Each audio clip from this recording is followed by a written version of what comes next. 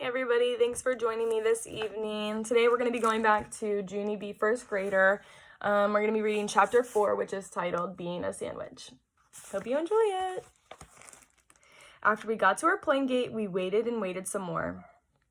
Then, at last, a man said it was time for us to board the airplane.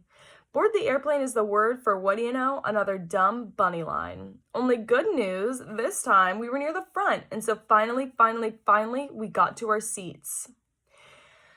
I get the window seat, I called real loud. Then I ran there speedy quick, and I sat right down. There was a teensy little shade on the window. I pushed it and pulled it and pushed it and pulled it. It was a little bit stuckish. That's how come I kept pushing and pulling and pushing and pulling until it loosened up. Pretty soon, I tapped to my mother and daddy. Watch me, okay? Watch me work the window shade, I said.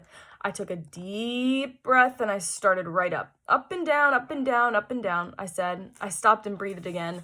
Then I speeded up a little bit. Up and down, up and down, up and down, up and down. Just then, Mother reached out her hand and she stopped my progress. Okay, good, fine, excellent shade work, thank you very much, she said. Then she buckled my seatbelt. I stretched out my legs as long as they would go, and guess what? They reached all the way to the seat in front of me. Whoa! My legs are as tall as a giant, I said. I flattened my feet against the seat, and I pushed and stretched some more. Then, all of a sudden, the lady in front of me popped up like a jumping jack, and she spun around real angry.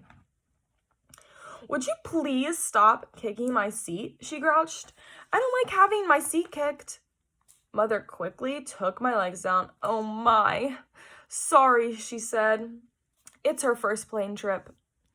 I looked at my mother very curious, but I wasn't even kicking her seat. I said, my legs were just being tall. The lady made a hump sound and she turned around again. After that, I stayed real still and I didn't move my muscles. Only wait a second. Hold the phone. Just then, I spotted the cutest thing I ever saw. And it's called, Hey! There's a little tray on the back of the grouchy lady's seat. And it's folded up real flat. I leaned up and opened it. Ha! What will they think of next? I said. I practiced folding it in and out. Watch me, Mother. Watch me, Daddy. I said. I stood up tall to demonstrate in and out, in and out, in and out. Bam! The grouchy lady popped up again. What in heaven's name are you doing now? She grouched. I did a gulp. I'm demonstrating my tray table, I said. My mother's face looked real embarrassed. She said sorry again. The lady did a snort and turned back around. Please, Junie B, said Mother, behave yourself. Do not touch that lady's seat one more time. I slumped way down on my seat, then I reached into my backpack, and I pulled out Philip Johnny Bob. And I whispered in his ear, do not touch that seat right there, or a grouchy lady will snap your trunk off, I said. Philip raised his eyebrow. I can't touch it, he asked. Not even with my pinky toe? I thought for a second. Well, okay, I guess you can touch it with your little pinky toe, but that's all, I said. Oh, excuse me. Oh. And so very careful, Philip reached out and he touched the lady's seat with his pinky toe. And she didn't feel a thing. Me and Philip laughed and laughed at the funny joke. Then pretty soon she tapped on his chin and he looked curious at me. I wonder if there's a grouchy lady behind us too, he asked. I shrugged my shoulders. I don't know. Phil, why don't you take a peek? I said, and so Philip Johnny Bob turned around and he tried to peek through the seat crack, but he couldn't get a good look.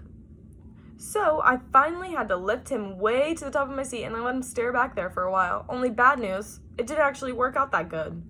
On account of, we forgot that Phil's eyes are buttons and buttons do not have good distance vision. He came back very glum.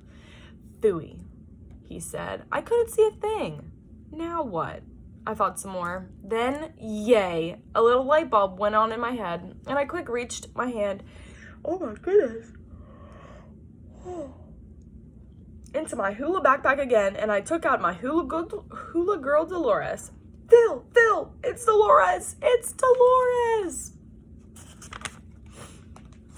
I said, Dolores is skinny enough to fit through the seat space. See, plus her eyes are not even buttons. Philip smiled. You are as sharp as a tack, Junie B, he said. I know it, Philip. I know I'm as sharp as a tack. And so I will send Dolores on a spy mission to the seat behind us. I said, please stand by.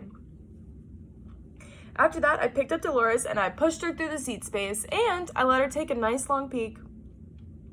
Only just then, a little bit of trouble happened. And it's called I felt a tug on Dolores's head. And then, whoosh! Someone pulled her to the other side of the seat. I could not believe my eyeballs at that situation. Very quick, I got on my knees and me and Philip looked over the seat and oh no. Another grouchy lady was staring back at us. She was holding Dolores in her hand and her face was not smiling. She did a frown at me. You're a little bit old to be playing peekaboo, don't you think? She grumped. I did another gulp. Yeah, only we weren't even playing peekaboo. We were on a spy mission, said Philip Johnny Bob. Just then, Daddy stood up and said, apology to the woman, and he got Dolores' bag for me. Then he sat back in my seat. And he said, if I do not behave myself, we will turn this plane right around and we won't even go to Hawaii. I looked and looked at that man. That was a bluff. I think after that, I put Dolores away in my backpack, and me and Philip whispered to each other real secret. I can't believe it, Philip. I said, there's a grouchy lady in front of us and a grouchy lady behind us. Philip did a sigh. We're right in the middle of Grouchy Ladyland sandwich. We slumped down in our seats, and we looked out the window. Then, whoo! At last, the pilot talked over the loudspeaker, and he said, we are next in line for takeoff. Me and Philip hugged each other real happy. And then, yippee, the engines got very loud. And then the plane started to move, and we went faster and faster and faster. And we went all the way up in the sky. It was just like a magic carpet, I tell you. There were puffy clouds wherever I looked. This view takes my breathing away. Mother smiled. Yes, it does, she said. But you don't have to shout. I pointed at my ears. Yeah, only there's airplane noise in my head, and so I can't actually hear my own voice, I explained. Mother picked up my backpack. Well, let's try to find something quiet to do, okay? Okay, I said back. We looked through all the stuff I bought. Then, hooray, I spotted my brand new camera. Wow, I almost forgot about that assignment, I said. Today will be the first official picture for my photo journal. My eyes lighted up. Hey, I know you can take a picture of me by the window. Okay, Mother? Okay? A picture of me by the window will be perfect and smart. Mother put her finger on her lips. Shh! You're still talking too loudly, Junie B. Everyone can hear you. She said after that she took the camera and she started to aim. No! Wait, hold it. I didn't even get posed yet, I told her. I quick undid my seatbelt and leaned to the window. Get the clouds in the background. Okay, Mother? Room one will love to see me way up in the clouds. Philip Johnny Bob was still sitting on the seat. I reached over and picked him up. And get Philip too, okay? Just me and Philip in the clouds, and that's all. Just then, Philip tapped on me, and he whispered a funny secret. I started to laugh. Then I told the funny secret to my mother. Plus, Philip said, don't get the grouchy ladies. I said, because those two grouch pots will ruin my whole entire photo journal. Mother's eyes got big and wide at me. Shh, Junie B, please, she said, very panicked.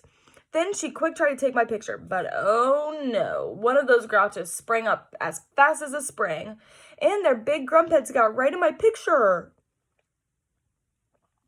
I covered my mouth real shocked. Mother covered her mouth real shocked too. Then both of us kept our heads bent down until the grouchies stopped staring.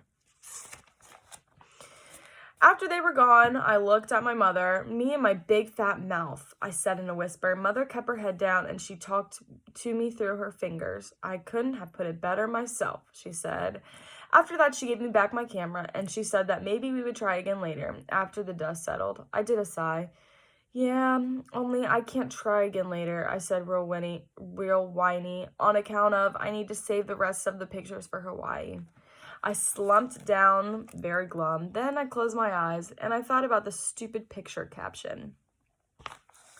I did a cringe. My photo journal was not off to a good start. And that is the end of chapter 4.